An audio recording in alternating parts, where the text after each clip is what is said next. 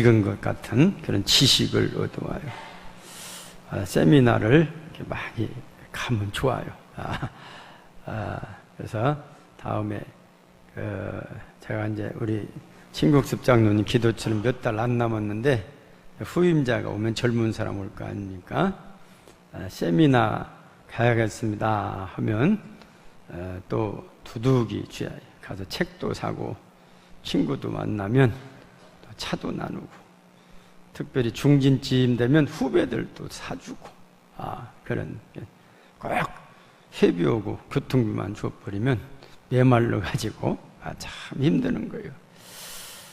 근데 거기 그 당시 많이 가면 80년대 젊었을 때죠. 80년대 세미나를 많이 가보면 꼭 공통점으로 하는 말들이 있어요.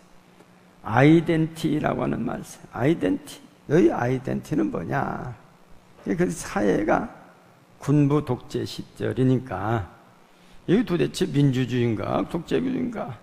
그래서 어느 편을, 지식인들이 힘 있는 편을 드는가 정의 편에 서는가? 그래서 하면 귀가 뜨겁게 어디 나가면 되게 수준 있는 세미나는 아이덴티가 뭐냐? 우리 그리스도인들의 아이덴티가 뭐냐? 우리 성도들의 아이덴티가 뭐냐? 그것은 한마디로 정체성이라 해요. 정체성. 너희 정체성은 뭐냐? 너는 그리스도인이냐? 맞냐? 너는 무슨 교사냐? 교사 맞냐? 이런, 그래서 그 아이덴티라고 하는 말을 쓰면서 우리는 한마디로 그리스도인이다. 그러면 그리스도인들이 어떻게 살아가야 하느냐? 그런 내용들을 많이 이렇게 했어요. 우리가 가끔 여행하다 보면 옆에 대중교통을 이용하고 가면 되게 옆에 모르는 사람들이 이렇게 타요. 2시간, 3시간 가면 지루하니까 음료수 하나 있기도 하고 이야기를 붙이 어디 사십니까? 뭐 됩니까? 이렇게까지도 많이 나가요. 근데 저한테는 이렇게 보면 어떤 분이 혹시 목사님 아니십니까? 그렇게 하면 기분이 쏙 좋아요. 혹시 저보고는 혹시 도둑놈 같이 생겼네요? 그랬으면 어떻게 할 뻔했어요. 왜 그러냐면 자기의 마음 쪽으로 나와 있는 그런 심정이 얼굴에 나타난다 그 말입니다. 내가 그리스도인이라고 하는 얼굴을 가지고 살아요. 40이 되면 자기 얼굴을 자기가 책임져야 한다는 거예요. 네, 그래서 우리가 스데반 같은 분은 돌에 맞아 죽으면서도 얼굴이 천사의 얼굴 같았다. 그래서 자기는 그리스도인으로서 할 말하고 복음 다 전하고 할 말하고 죽기 때문에 나는 떳떳하게 간다. 이 스데반의 그 표정이 얼굴에 나타난 겁니다. 그래서 우리는 어떠한 그런 마음으로, 어떠한 생각으로, 어떠한 마음으로, 어떠한 계획으로 살아가고 있는가라고 하는 것입니다. 그래서 우리가 그리스도인들을 이렇게 보면 예수 믿습니까? 그것이 좋지. 혹시 어디 불교인 아닙니까? 그것보다도 보살님 아닙니까? 저는 그런 소리는 한 번도 못 들어서 다행이에요. 우리는 목사십니까? 목사님이십니까? 이제 그것도 전도를 전도인데 이제 여러 가지 나오죠. 우리 중세 때 1517년 마틴 루터가 종교 개혁을 했다. 우리 다 알고 있는 사실이죠. 근데 이 마틴 루터가 종교 개혁을 하려고 했던 분이 아니에요. 그냥 95개 항을 적어서 이게 도대체 이게 종교 지도자들 하는 행위가 이게 맞겠냐? 요즘 우리 교단에서는 무슨 세습 문제로 그냥 벌떼같이 다 일어나. 이게 중세 때도 종교 개혁자 이 마틴 루터가 처음에는 종교 개혁자가 아니었어요. 이것도 해도 넘어오지 않냐? 그 문제점들이 95개를 찾아서 또 붙여놨어요. 성당 문에다가 게시판에다 붙이고 우리 한번 토론하자. 여기에 대해서 의논하자. 토론하자. 이제 그걸 붙이는 거예요. 그런데 다 읽어보니까 거의 종교 지도자들이 한마디로 이렇게 살아서 되겠냐 하는 그런 내용들이 많이 들어있어요.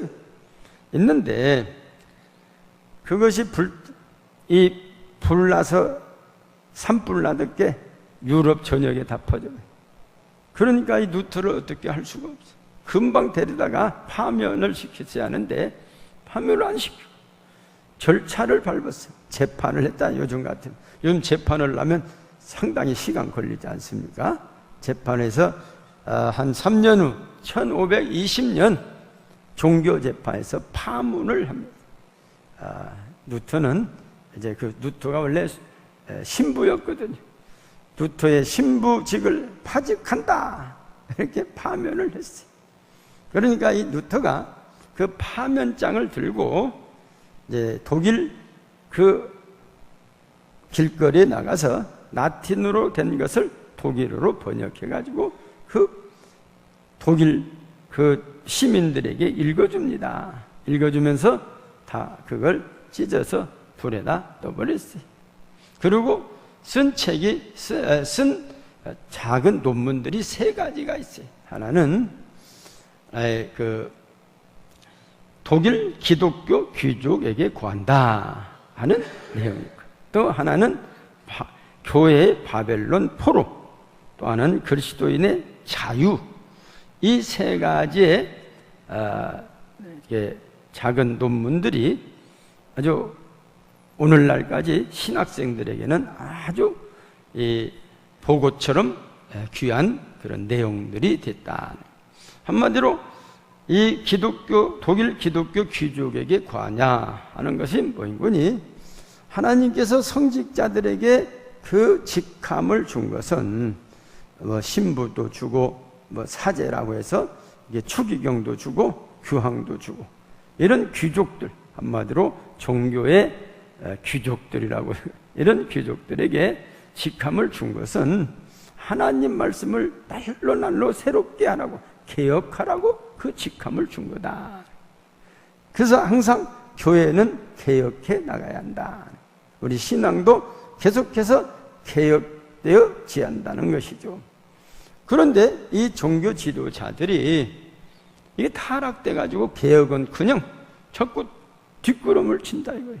이렇게 되면 이제 소위 독일의 귀족들, 예를 들어서 무슨 황제라든지 학자라든지 양심 세력이라든지 이런 사람들이 다 세례를 받아서 하나님의 백성들이기 때문에 이분들이 이제는 들고 일어나서 개혁을 하게 될 것이다.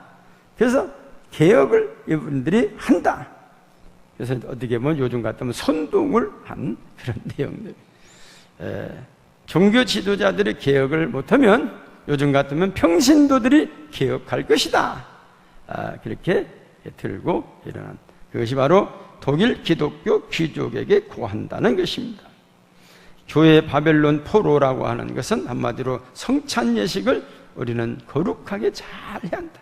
이분은 성찬 예식을 마음대로 그냥 적당히, 우리 성경에도 보면 그 제사를 지내는데 먼저 좋은 것은 집어먹어버리고 이렇게 하는 것이 아니고 성례식을 잘 거룩하게 지켜서 우리가 그리스도의 몸과 피 안에 이렇게 살아가는, 그래서 그것을 교회 바벨론 포로라고 하는 제목으로 썼어요. 바벨론들이 70년 동안 이 종살이를 했어도 변질되지 않고 물론 변질된 사람도 있지만 변질되지 않는 사람들이 오히려 자기 고국에 돌아와서 그 혈통을 이어간 것처럼 우리 그리스도인들이 그렇게 해나가야 우리 그리스도인들의 정체성을 지킬 수 있다는 것입니다. 또 하나는 그리스도인의 자유를 통해서는 신앙 안에서 그리스도인은 더할 수 없이 자유로운 만물의 주인으로 아무에게도 예속되지 않지만 사랑 안에서 그리스도인은 더할 수 없이 충실한 만물의 종이며 모든 사람에게 예속된다. 그러니까 오직 우리는 그리스도의 사랑 안에서만이 속해 있다고 하는 것입니다. 그래서 이렇게 주장하며 그리스도인이 무엇인지, 그리고 그리스도께서 그에게 주신 자유를 어떻게 행해야 하는지를 다루고 있습니다. 한마디로 그리스도인은 그리스도인답게 나 같은 죄인을 택하여 주시고 나를 위하여 십자가를 지신 주님을 믿는 믿음으로 살아가야 한다는 것입니다. 우리는 그래서 그리스도인의 정체성은 그리스도로 말미암아 사는 사람들이 한다는 것입니다. 베드로전서 2장 3절 이하 말씀 보면 너희가 주의 인자하심을 맛보았으면 그리하라. 사람에게는 버림바가 되었으나 하나님께는 택하심을 입은 보배로운 산돌이신 예수께 나아가. 5절 같이 보실까요? 시작.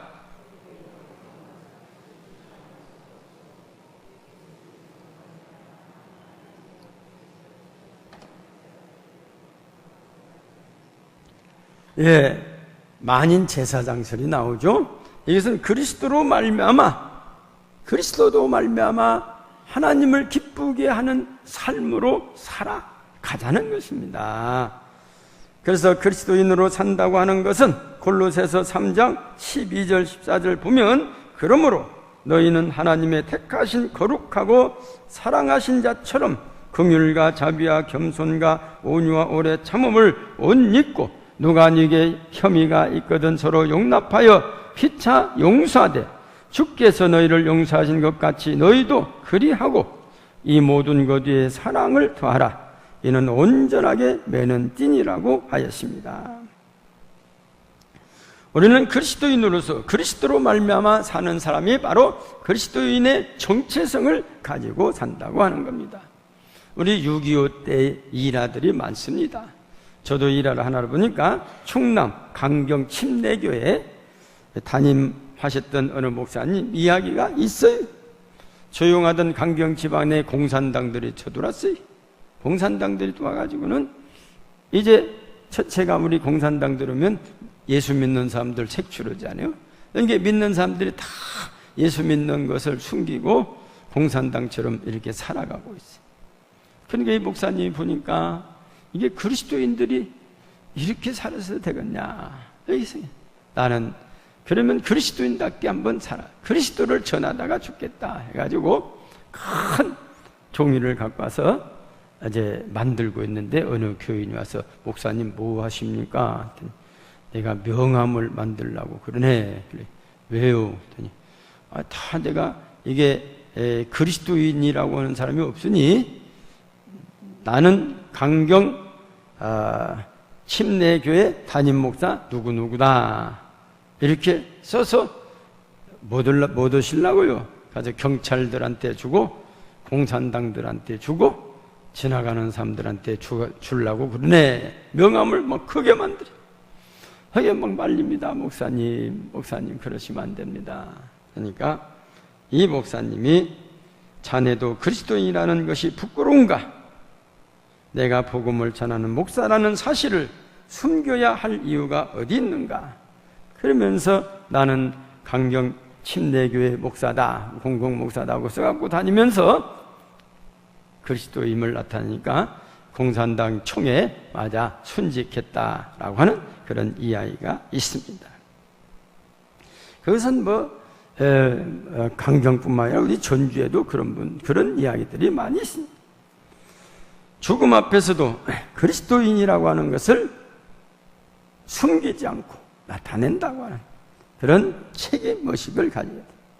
이 초대교회도 보면 핍박을 많이 받았을 때 자기는 역사에 보면 예수님처럼 십자가에 못 박아 죽은 사람이 수천 명. 예수님의 십자가 얼마나 힘듭니까? 그런데 그리스도인들이 그리스도인이라고 하는 것 때문에 나는 그리스도인이 아니다 하면 사는데 그리스도인이라고 하는 것 때문에 그들이 하도 안 된 게 예수님처럼 십자가에 못 박아 죽입니다. 그렇지 않으면 불에 태워서 죽입니다. 사자굴에 던져서 죽입니다. 그렇게 죽입니다. 우리가 유명한 폴리캅이라고 하는 이분은 교부의 유명한 신부인데 이분이 84세에 이제 붙들려 갔어요. 그래서 장작대문을 위에다 놓고 불을 지르려고 합니다. 너무나 인격이 고묘하고 그래서 아까워요.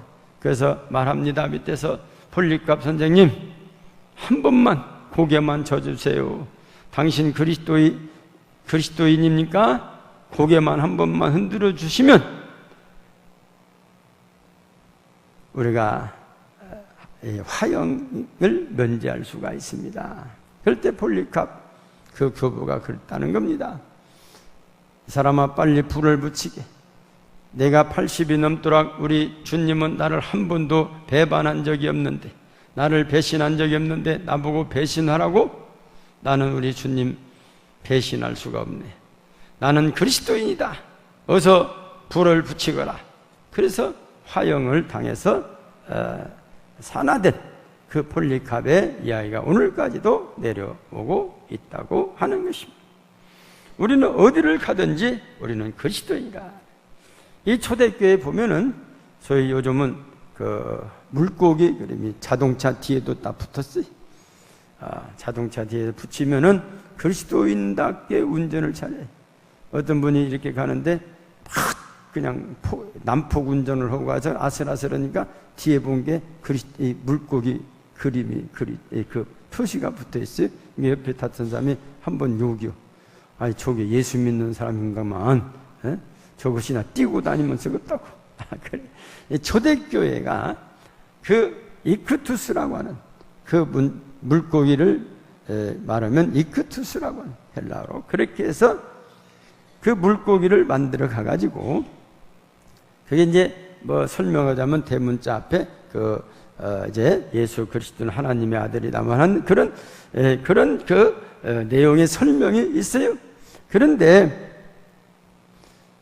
많은 사람들이 핍박을 당할 때, 때로는 사형장에 갈 때, 사자굴에 들어갈 때, 또는 강제 노동장에 들어갈 때 그 물고기를 비치면 옆에 사람도 나도 물고기를 비치. 말은 않지만 그리스도인이다. 우리는 그리스도인이라는 표시를 물고기로 했다고 하는 것입니다. 그러니까 우리는 이 물고기를 붙이고 다니면 그런 뜻으로 붙여야지. 야, 이거 참 멋지게 생겼다. 이렇게 붙이면 안 돼. 그러니까 그거 붙이고 다니면 어디 가나 그 앞에 붙여놓고 술집 앞에다 차를 받쳐놓으면 안 돼요. 이상한 곳에다가 차를 그 표시를 하고 받쳐놓으면 안 돼요. 믿는 사람보다도 그 안 믿는 사람들이 욕을 바가지로 해요. 그러니까 우리는 그리스도인이라고 하는 것을 어디를 가든지 우리는 숨김이 없이 살아야 한다. 그리고 그리스도인은 오직 예수라고 하는 것입니다. 우리 이 유대인들이라고 하는 것이 어떻습니까? 출애굽해서 광야 40년 살고 가나안 땅에 들어가서 가나안 땅에 살다가 사사시대를 건너서 왕권시대로 오지 않습니까? 왕권시대에서 이제 왕을 세워둘란 게 사울 왕을 세우고 그 다음에 다윗 왕을 세우고 솔로몬까지 가서 통일왕국을 솔로몬. 근데 이 솔로몬이 말년에 노망이 들어가지고는 이방 여인들을 다 데다가 자기 그 후궁으로 삼고 아내로 삼고 해가지고 우상들이 많이 들었어요. 하나님 진노했어요. 그래서 그 나라가 솔로몬 때 갈라지 않은데 하나님께서 내가 솔로몬 때 갈라지 않는데 네 아버지 다윗에게 한 약속 때문에 내가 너한테는 그러지 네 후손부터 갈라지겠다 그랬어요. 너 아버지 때문에 내가 너를 참는다 이거예요.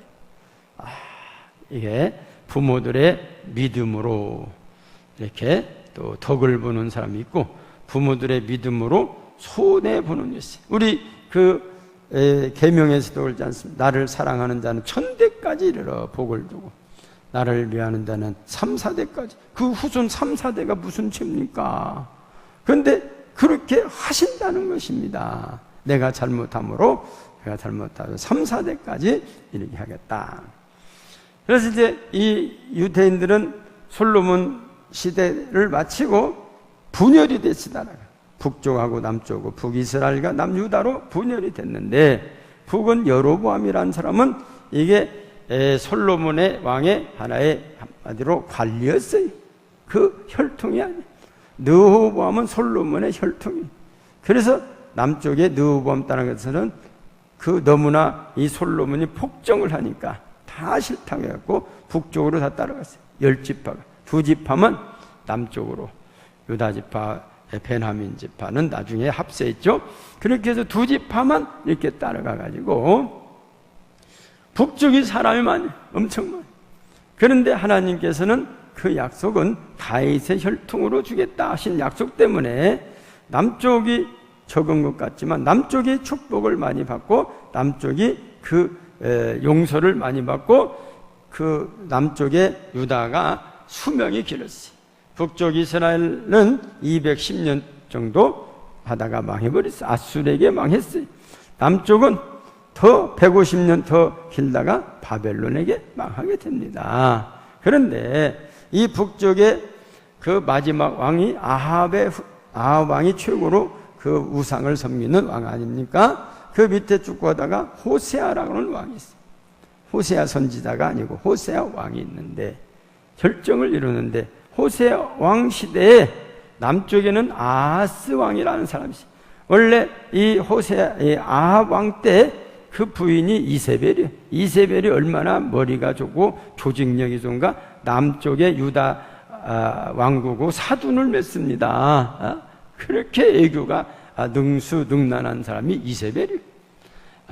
그래갖고 그 후손들이 계속해서 우상을 또 섬깁니다. 북쪽에서 내려온 우상을 가지고 와서 우상을 섬겨서 하나님의 진노를 받다가 어쨌든 호세아 왕 때 그 남쪽에는 아하스 왕이라는 사람이 있는데 이 사람들이 이제는 하나님의 백성인 것을 다 잊어버려버렸어요.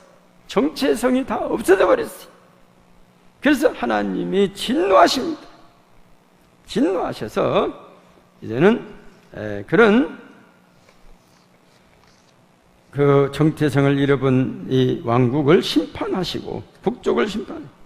그래서 이 성경에 보면 열왕기하 16장 17장에 대개 아하스 왕에 대해서 이야기를 하고 있는데 이 아하스 왕이 이제는 그 약해지니까 주변의 국가들이 그 나라를 점령하러 이렇게 들어오죠. 점령하러 왔는데 이 아하스 왕이 안 되겠다 해가지고 그 강대국인 아수르에게 사신을 보내서 우리를 좀 도와주세요 하고는 은금을 엄청 많이 가지고 갔다. 은금을 많이 가지고 가가지고 이제 아하스 왕이 아수르 왕에게 조공을 바치면서 우리나라를 지키도록 해서 와서 그 다메섹을 쳐서 점령을 하게 됩니다. 어떻게 처음 보면 이긴 것 같아요. 승리한 것 같은데 거기 가서 아하스 왕이 다메섹에 올라가서 아하스 왕이 이제 온다고 하니까 거기 영접을 하러 가가지고 그 다메섹에 있던 이방 신전의 그 안에 들어가서 뽕 갔어. 얼마나 요즘 말하면 리모델링이 잘 돼 있는지 뽕 갔어. 그러니까 요즘도 뭐 저 절에 가봐요. 얼마나 의리의리합니까? 불상 하나만 갖다 놓고 몇 억짜리를 갖다 놓고 그렇지 않습니까? 그래서 뽕 갔는데 뽕 가는 것까지는 괜찮은데 이 사람이 자기 같이 왔던 자신들에게 보내서 이렇게 이 설계도 이대로 우리 예루살렘의 저희 성전에 가서 그것을 똑같이 만들으라고 했어요. 그러니까 하나님 앞에 제사 드리는 이 성전을 이방인들이 드리는 그 성전과 똑같이 만들어버릴게. 그런데 그 당시에 제사장이 누구니? 우리아라고 하는 제사장이 그렇게 만들으라고 하면은 제사장이 그걸 거부를 했어요. 왕이여 통촉하소서, 한번 좀 다시 한번 생각해 주시죠. 그렇게 하는데 그 말 한마디도 않고 그대로 만들어서 실시를 했어요. 그러니까 이스라엘 백성들이 보니까 이게 도대체 하나님 성전인지 이방 성전인지 똑같이 되어버렸어요. 그렇게 해서 거기다가 우상정치가 되니까 하나님이 진노하셨다고. 진노. 그래서 하나님을 무시한 정치, 하나님을 배제된 정치적 처세로 애국과 아수르를 오가며 줄타기를 하였지만 결국은 추락하고 망하였습니다. 정치적 수완으로 존립을 보장받으려고 하는 것은 하나님의 백성으로서의 정체성을 포기하는 일이며 반드시 실패한다는 것을 알아야 하는 것입니다. 우리는 어려울수록 오직 예수만을 바라봐야 할 줄 믿습니다. 또한 마지막으로 생각할 것은 그리스도인은 그리스도 안에서 사는 사람이다. 그리스도 안에서. 우리가 보면은 갈라디아서 2장 20절 말씀 보면 내가 그리스도와 함께 십자가에 못 박혔나니 그런즉 이제는 내가 사는 것이 아니요 오직 내 안에 그리스도께서 사시는 것이다. 우리 그리스도인은 내 안에 그리스도. 그래서 우리가 성찬을 소중히 여기는 것은 주님이 이것은 받아 먹으라, 이것은 내 살이다, 이것을 마시라, 이것은 내 피라, 그렇게 하지 않습니다. 그러니까 우리가 성찬에 참여함으로 내가 그리스도 안에, 그리스도가 내 안에 이런 사는 삶을 다시 한번 확인하고 또 영적으로 우리에게 힘을 우리가 얻을 수 있는 것이 바로 성찬이라고 하는 것이죠. 요한복음 15장 4절 이하 말씀 보니까 내 안에 거하라 나도 너희 안에 거하리. 가지가 포도나무에 붙어 있지 않으면 스스로 열매를 맺을 것 같이 너희도 내 안에 있지 않으면 그러하리라. 예수 안에 있다는 것, 예수 안에 산다고 하는 것, 예수를 닮았다고 하는 것, 예수를 따라가고 예수와 함께 산다고 하는 것, 이것이 바로 주 안에 사는 삶이요 또 그리스도인으로서의 정체성을 지켜나가는 것이다. 우리가 이 성경에 신학성경에 보면 예수 안에서 살자, 예수와 함께 산다, 이런 많은 말을 한 그 사도가 바울 사도입니다. 사도 바울은 예수님 때문에 부름받고 구원받고 헌신했습니다. 주님을 위해서라면 그 어떤 것도 사양하거나 주저한 일이 없었습니다. 바울의 한평생을 돌아보면 그 의미를 알고도 남음이 있습니다. 그는 항상 언제나 예수님 안에 살았던 사람입니다. 그러기에 그가 행한 일이나 이루었던 모든 일은 오직 예수님 안에 있었기에 가능한 일이었음을 우리는 잘 알고 있습니다. 포도나무 가지의 생명은 나무에 붙어 있어야 유지되는 것처럼 우리는 예수님을 떠나면 죽는 것입니다. 예수님을 떠나면 되는 게 없습니다. 옛날 우리 신앙의 선배들이 즐겨 부르던 노래가 떠오릅니다. 제가 이게 같이 부르면 좋은데 가사만 보면 물을 떠난 고기는 혹시 산다 하여도 예수 떠난 심령은 사는 법이 없어요. 예수님 내주 안에 내 중심에 오셔서 주님 한 분만으로 만족하옵니다. 우리 선조들이 이 찬양을 계속해서 부르곤 하였던 것입니다. 오직 주님 한 분만으로 만족합니다. 사랑하는 성도 여러분, 그리스도인으로서 하나님의 자녀들로 정체성을 간직하며 천국 시민의 자부심으로 살아가시는 우리 성도님들이 되시기를 주님의 이름으로 축원합니다. 기도하십니다.